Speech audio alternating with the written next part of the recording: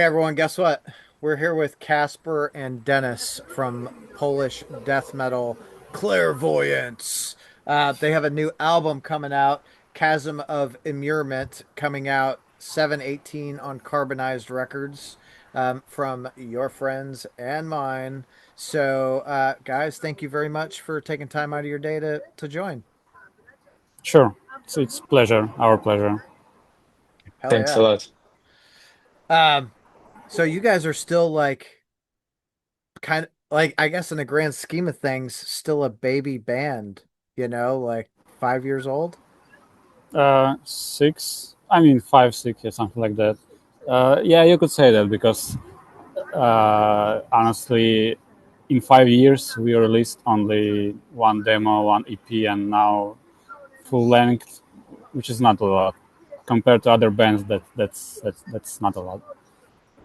Well, I don't honestly, I don't know if it's the amount of stuff you put out or the quality of stuff you put out, right? So uh, I feel like the stuff you guys put out is is great quality. I went back and listened to Threshold of Nothingness, and it's fucking solid, but I feel like Chasm is it shows you guys kind of progressing a little bit and adding some new elements in there, which is cool as fuck. Yeah, I mean, honestly, we don't like the EP, the Threshold of Nothingness. For us, it's like I mean, it's all right, but what we do now, in my opinion, and Casper probably will say the same, it's another level. It's better in all ways. Better production, better quality of material. So yeah. Yeah. Yeah, for sure. We were like, I joined the band when they released the EP, so can't say much about like the preparation for the recording and writing the EP stuff, but I can only add that the for the long play, upcoming long play, we put a lot of work to make it the best as possible at this moment. Yeah, so and I think we did our best. So what can I say? But I'm glad that the other people see and hear that. So that's cool. Yeah, I think it's a really great fucking it's just a great album from start to finish. And one of my favorite things is when a band does something a little different, like in the middle, and it makes the listener go, oh, hold on, what's going on here? Like I have to pay attention. And I feel on like Reign of Silence, you guys fucking really pull them in with the little solo and the vocals over it, which is you don't hear that a lot. You don't hear that a lot at all. I mean, that's our well, maybe not trademark, but yeah, this is our style. We try not to repeat riffs. We try to put as many not as many riffs as possible, because at the end of the day, it's still it still need to make sense as a song, need to work as a song as a whole. But yeah, like we have songs where like it's 14, 15 riffs, but when it all makes sense, when one riff comes into another naturally, like there's this progression from beginning of the song to the end of the song. I mean, yeah, it works, at least in my opinion. I mean, yeah. I, I think it fucking works. Like, Yeah. you know, Yeah, I go ahead. there are a few parts where when the riffs repeating like in the one song, I guess. But yeah, it makes sense too. But otherwise, yeah. Yeah. And I mean, yeah, it's a different approach compared to other bands that use more traditional song structures. I believe you could say that when you have uh, one part as a verse, then the next part as a breakdown or something like that, and that's repeated. We try to avoid that, not because you know we just do that because we feel this is the way to write interesting music that can captivate listeners' mind, and not to be boring, because with traditional song structures sometimes it becomes too repeatable, at least in my opinion. no, I, Yeah. I think And you're for right. Yeah, go on, Tom. Sorry. No, you Casper, go ahead. Yeah, I wanted to add that, like, for sure, for heavy music, it's much better to explore those direction with changing the riffs much more than with the most like the pop songwriting style, and so like I guess it works well this way. I agree with Dennis. Yeah. Yeah. And I think it depends on the band too, right? Because you've got some bands like, Cannibal Corpse that like they do really good with what they do, but they've been doing it for 35, 37 years, whatever, however long it's been. Um, and like one of the cool things with what I'll say like modern death metal, like you guys, there's another band that you guys are like you're different, right? You have your own sounds, but you guys are doing some very similar things with like the direction of death metal is, bringing in some modern elements and not sticking to this fucking verse chorus breakdown verse, like pattern, which is really really nice. You guys should check out Barbarous. They're out of Oakland, California. Fucking fantastic. I think you guys would really enjoy them. Yeah, I'll check it out definitely. I mean, this approach is this is nothing groundbreaking. It's other bands are doing same stuff too. If you listen to bands like I don't know even Tumult or Blood Incantation, yeah, they have similar approaches. Maybe a bit more progressive here and there, but like overall, I would say like modern wave of death metal. Yeah, it's a bit more. Unconventional compared to the older stuff because like there are no limitations nowadays. I mean, if you literally can do whatever you want whenever you like. You can have a home studio and write great albums. There have been bands, death metal bands, that were produced entirely on PCs at someone's home and they still sound great. So Yeah. yeah. Well, and I think home recording has really come a long way, from where like death metal began. If you recorded at home, it sounded like it sounded like a black metal band recorded on a fucking boombox, You're like, Yes. Yes. you know. So Yeah. now you can change the size of the room right there in the computer. You can record it all in a fucking closet and make it sound like you recorded it in Madison Square Garden, which is it's tremendous for smaller bands because you don't have to go spend 10, 15, $20,000 in a studio to make a great sounding album.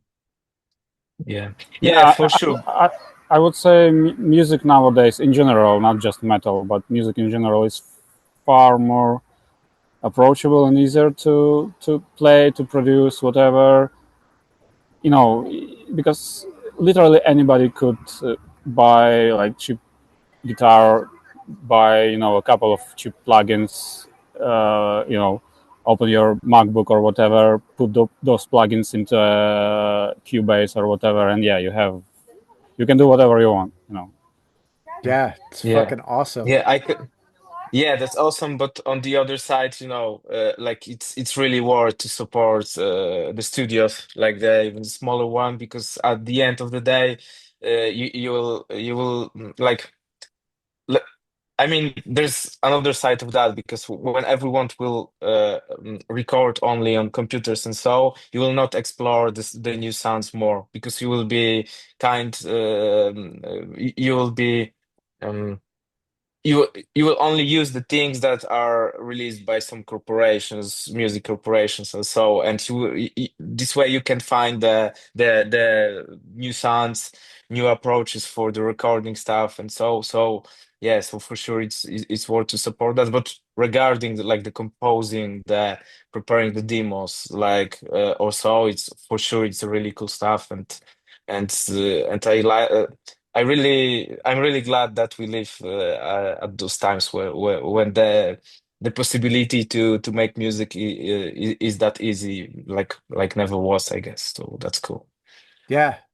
So I am too, right? Obviously, I think a lot of us just like music as a whole, and to have more of it to choose from, what does that do? It allows us, as listeners to like challenge our listening mind and find those different elements to put into things that we create, right? Which is like, oh, I never thought to fucking do that, which I think part of your point, Casper, was, having that professional that has the knowledge of these things to help guide your sound, which, you know, yes, we absolutely need those also. I mean, look at, you know, Dennis mentioned Blood Incantation. That fucking Blood Incantation, that latest album. I mean, Blood Incantation as a whole is fucking tremendous, but they are so all over the place. Like, holy shit, slow, fast, punch you in the face, coddle you. You're like, whoa, what's going on?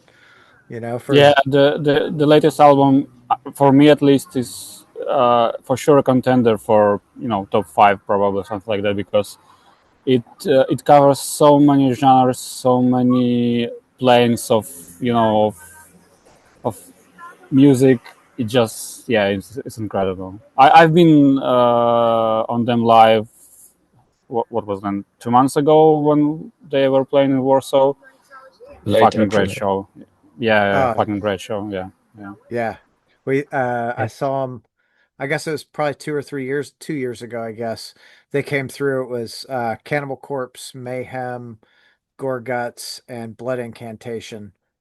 What a fucking the show just overall was like, oh my God. Yeah, nice. It's fucking great. So I think, part of that, part of like Blood Incantation challenging people, and not just them, to mold, right? Like everyone that challenges the listener, part of that comes from the experimentation of the at home studio. Like, we should do Yeah, this. yeah, yeah. You're right. I guess, especially looking at what, for example, Paul from Blood Incantation is doing with all this synth stuff, key stuff. Uh, yeah, I mean, this is really, you could say they're expanding the genre, making it more interesting probably to outsiders, to people who do not listen really to that kind of music. And I know a lot of, maybe not a lot of people, but I've heard some people on the internet especially say that they're mainstream now, they're sellouts, it's not true metal anymore. Honestly, I don't give a fuck. I mean, they're doing great job bringing this type of music to more people, to broader audience, and in the end, it's better for Yes. us, smaller bands, because the audience is wider. There are more people into this kind of music. It's all positive for me. Yeah, but music at all, I have to say, I have to say that music at all changed a lot because, like, when you get back, like the in the 80s, 90s, there were some weird mixes of genres, yeah. But so far now, those things are going really interesting, like for me, of course, yeah. So like exploring those genre mixes, for now is something which is cool, interesting, and before wasn't that much. And also people more looked for, when you had like only few metal bands which you knew, like the Slayer, the Obituary, and so now you have like tons of those bands. And in between you can find a really great experimental new stuff, yeah. Before, nothing like that couldn't happen because like this basically the world changed a lot. And yeah, so Yeah, I think the world today is much more ready for mixed genre music than it ever has been. Like, you're right, people in the 80s and 90s who attempted it, and all that happened is exactly is the people talk shit about it. Like, oh, that's so weird. Why do you do that? It's so yeah. stupid, and there are I think there are still those people today, but overall, like, I think people are more ready. The listener is looking to be challenged. They're looking for new elements because with death metal, if you play, just dumb death metal, you it's what do you fucking have? You have the same riffs over and over and over. There's not a I lot of mean, Yeah. there's still time and place for something like Mortician, yeah, when it's like dumped down death metal with the same riff being repeated over and over again. Yeah, it's fine, but like, for how long could you like realistically listen to and enjoy to? It just it doesn't make it's fine to go on a show and you know to mosh hard and do stuff like that. But when you're listening, to this music, this kind of music privately, I would pick something more interesting than, for example, Mortician or I don't know, whatever stuff like that. But yeah, I mean, to add to what you just said, yeah, there were bands in the 80s and 90s. For example, even when it comes to death metal, there is Demilich, there is Nocturnus, but those bands, especially Demilich, it was more like a joke band, at least in my opinion, in the 90s. Yeah, but nowadays it's a cult band. Everyone, I've been to them live a couple of times recently, and it's fucking great bands. There's a lot of young people even going to the shows, enjoying these bands. You know, this says a lot about the state of metal as a genre in general. That people are all much more open-minded right now, in my opinion. 100%. Yeah, I agree. Like I wanted to say something, but now I forgot. So let's leave. Sorry. Okay. All right. Well, Not the so important. let me ask you guys this. On Chasm of Immurement, is there a song that each of you like more than other songs or that you're really looking forward to playing live more than the rest? Uh, I guess the last song. I don't remember the title of the song. So yeah, Monument uh, to Dread. yeah, this is Yeah, my favorite probably.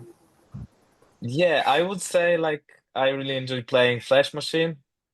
So yeah, like but the last song is also nice. Yeah. Yeah. Honestly, I think one of the things I look for in an album is like the flow of the album. I look for how it starts and how it ends because like that's all part of that listening experience, and I think you guys did a really good fucking job starting with him of the Befouled, like that fucking punches you in the face and gets you ready all the way through the end. Monument to Dread, the way it fucking ends, like it leaves the listener, at least it leaves me, like going, okay, start over. I gotta listen to this again because I need fucking more of this. Like the way it ends, those last like minute and a half or minute 40 with the fucking sped up like beats is like, fuck yeah, this is what we want. Yeah, yeah. I mean, appreciate the kind words, but that's probably why it took us so long to actually produce it and write it because we were aiming for that kind of flow. Oh! Hey, Sorry, show kitty. the kitty tags. That's Cho- Yeah, yeah. that's Sophia. Hello. I'm a big fan of cats. So yeah, that's always a nice moment to see someone's cat. Yeah. Anyway, so yeah, it took us so long because we were looking for that kind of flow, so that everything is intertwined, interconnected. Like first song, when you look at the album as a whole, as one piece, like in my opinion, it should make sense as one journey from first song to the last song. It should it's not necessarily that it should have the same riffs repeating or the same whatever, but like what I'm trying to say is that the ideas that pops up in the first song, then it's been carried out through the rest of the album through other songs, and then culminating at the end on the last song, for example. Yeah. yeah. Yeah. For sure the songs like we choose the songs which should be first, last, and so like we uh, when we did that we consider a lot if it will be boring or not, if it will be, if someone will not be, if someone, it will not be too much to listen for that stuff, for the whole, like the side or the half of the album, and so. But I think the goal is here. So yeah. Yeah. Yeah, I think you guys absolutely nailed it. Because I'm 100%, with you both. I think the album should be a journey, and it should be, in my mind, it should be listened to from start to finish. I know we're like in current times, we're so focused on like single culture. Let's put a single out there. Let's grab the listener, and that's all fine and dandy. But what's the fucking full album sound like? Is it like, does it sound cohesive, or does it sound like a bunch of different singles, with some filler in there? And I think, um, you guys absolutely nailed it, as a full length. Like, there's not a time in there where I'm fucking bored or I want to turn it off. Like, I want more. And I honestly, I hope that there are a ton of other people that hear it and go, fuck, I gotta hear more of this too. Uh, Mainly because I want you guys to come to the States and fucking play some shows. We would like to. We would like to. Yeah. But yeah, I totally agree with you. This is my main issue, for example, with popular music, because I'm not listening to just death metal. I love other stuff as well. And more often than not, you have a couple of great singles on a pop album, but the rest is just like fillers. Like, what's the point even releasing this as an album? Just put it as an easy player or whatever, or I don't know. Yeah, Yeah. yeah, we were trying to avoid that. We were trying to make it enjoyable to listen to the whole album, and to, you know, so that people see it as a whole, as an album, as a one thing, not just six separate songs. Yeah. Yeah. Uh, like, I don't have. It's nothing bad with the recording EPs. It's just a different approach. But like for me, like I like a lot of harsh noise stuff or more experimental ambient things. Like, I don't know, for Malcolm Mary, and those type of songs are like the long, like you're not listening to the only one song, but for the album, as a concept. Yeah. So this approach is closer to what I would like to do. So yeah. Yeah, that's actually one of the reasons why I enjoyed the latest Blood Incantation so much, because it's basically a concept album. You need to listen it as a whole, as a one big, you know, metal opera, whatever. Like, I don't know, like yeah. Yeah. Yeah, you're absolutely right. But that's also why, like, I think the underground, that's where the underground really thrives, because there aren't those like barriers. They're like, hey, listen, you've got to write three amazing singles because we need you all over the radio. It's, let's, I mean, I'm sure you guys can attest, let's sit down and write the best album we fucking can, or the best music we can, not focused on a couple of singles and a bunch of fucking, a bunch of filler music. Yeah. So what was writing, Chasm of Immurement like for you guys? Uh, I mean, at times it was challenging because, like, most of the material was written by me, but of course, it's like in our band, it's more of a collective effort, in a sense that I bring the riffs, but at the end of the day, it's band's decision if we go with those riffs and if there's anything that should be changed. But yeah, I was at some point I was a bit. Frustrated and bummed down because I didn't have any ideas. But I mean, I guess because my writing approach is maybe not conventional in a way that I don't really, produce separate riffs and then try to put those riffs in a song.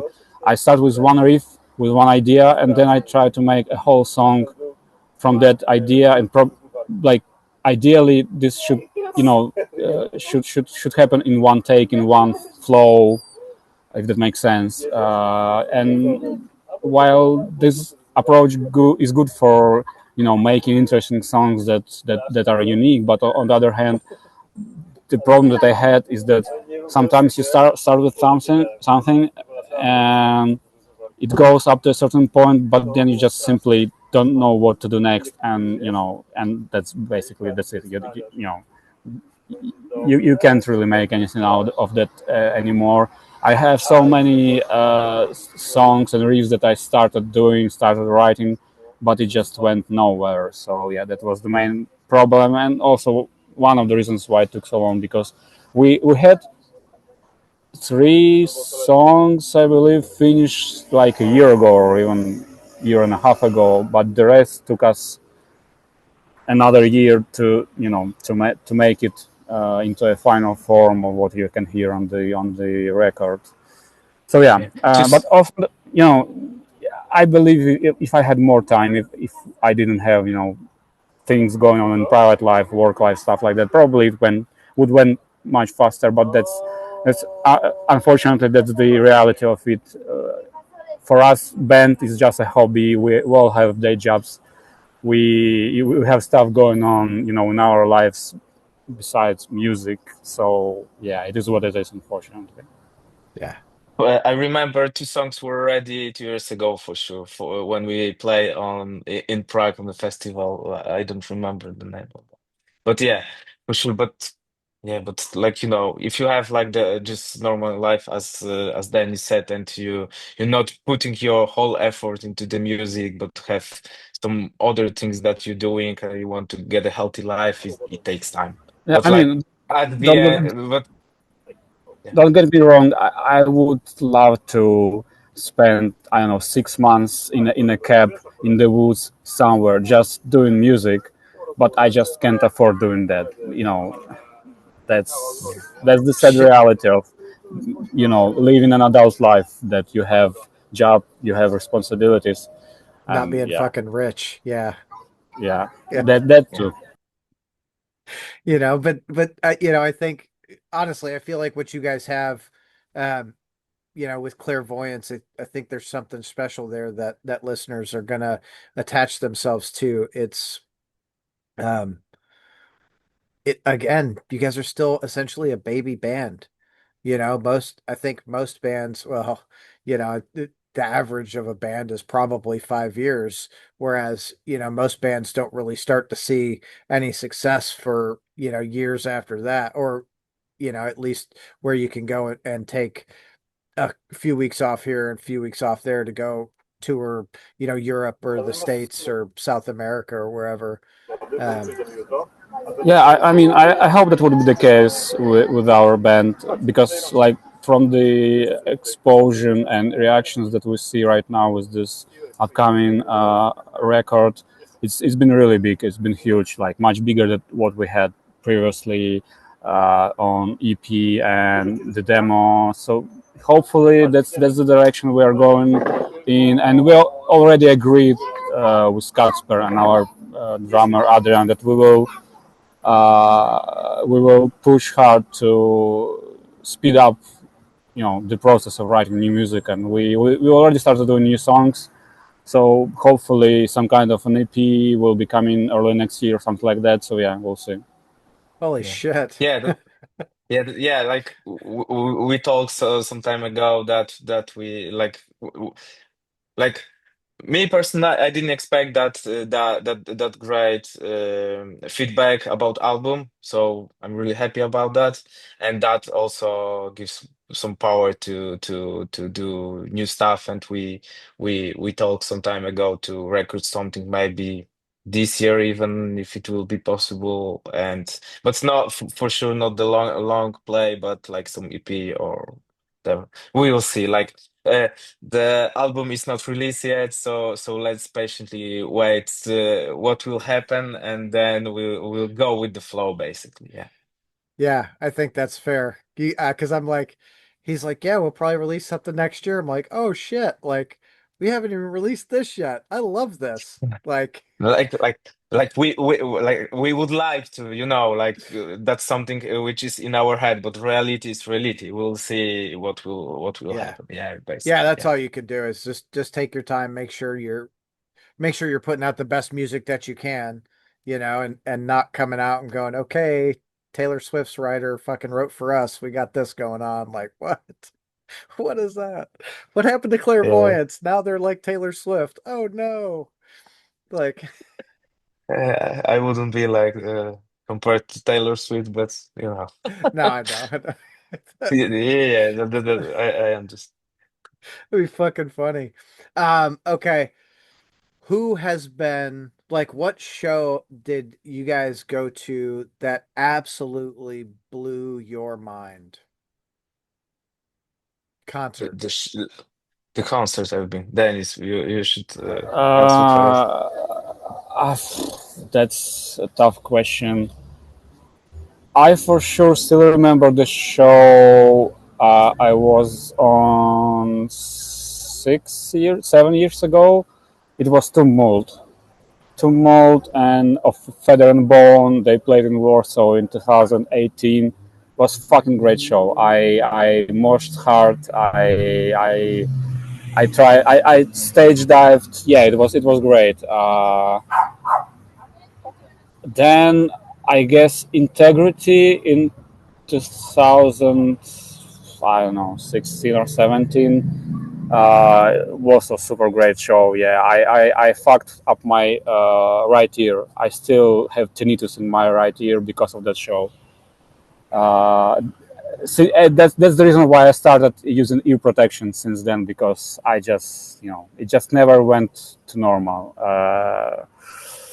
What else? I guess Osuary this year they played in Warsaw and it was so fucking great. They played all the old songs from the demos, and they're gonna play in 2 weeks again in Warsaw. So yeah, yeah, Osuary for sure. It's one of my favorite bands. Yeah, I even have a match in Osuary match today. So yeah.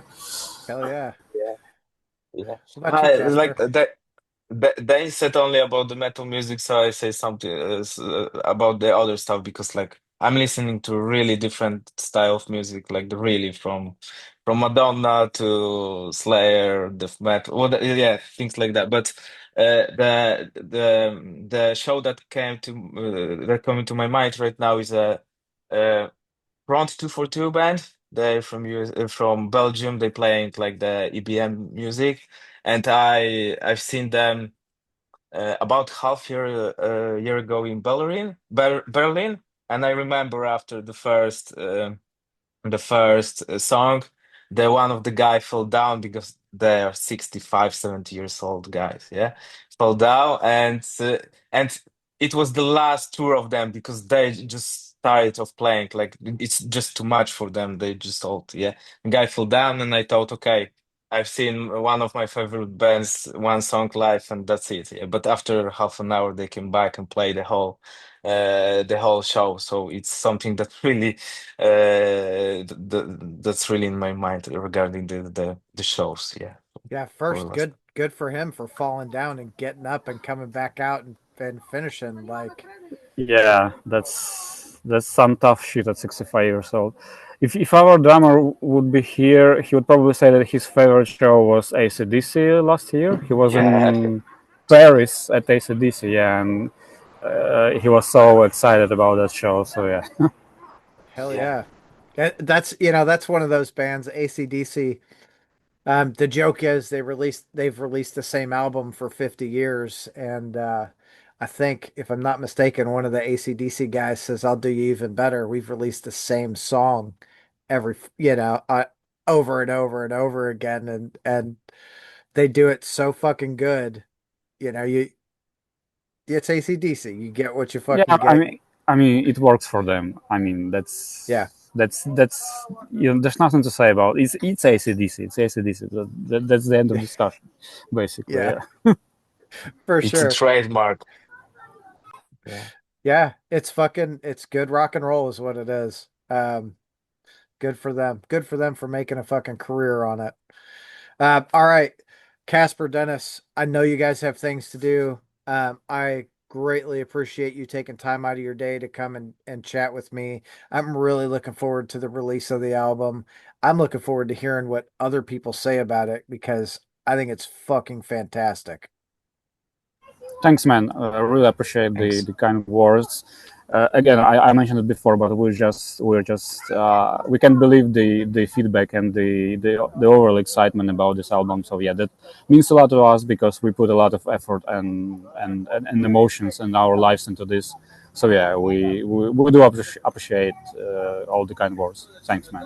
Hell Yeah. yeah. Yeah. Yeah, I'm also glad that the all work that we put it into recording that album just coming back now with like even with that interview, we really appreciate for that. So that's cool. That's cool, and it's really great feeling for sure. Yeah, Awesome. Well, you guys go and have yourselves a great day, all right? thanks, You too, thanks, man. man. Thanks for having Thanks. See ya. us. See ya. Bye.